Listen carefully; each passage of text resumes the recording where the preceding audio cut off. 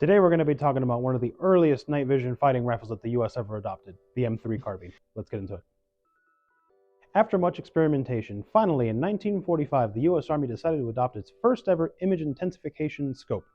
So, without getting too scientific, the way night vision works is that the scope itself grabs infrared light that the human eye cannot perceive, multiplies it thousands of times over into something that the human eye can perceive, and that's what you end up seeing through the scope.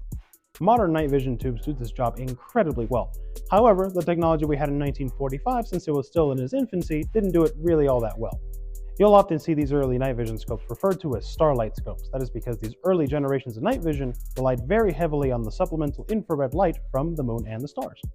This made scopes like this very ineffective in really dark areas, leading for the US Army to figure out a new solution: the infrared lamp. You'll notice that the scope is quite huge, but believe it or not, only this little tiny section in the middle is the actual scope. This ginormous apparatus that you see on top over here is actually just a ginormous infrared spotlight. Infrared light is actually invisible to humans. However, via night vision scopes, it actually looks like a traditional flashlight. This effectively meant that this entire thing up here provided a ginormous spotlight for whoever was using it, making it very effective. However, light bulb technology, and batteries for that matter, were not as compact as they are today back in the 1940s. So this entire thing actually had to be hooked up to essentially a car battery that was put on a pair of backpack straps in order to actually use this thing. And last but not least, we have the actual rifle that the scope used to attach to.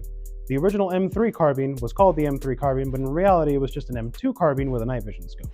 The M2 carbine was just a full auto variant of the M1 carbine.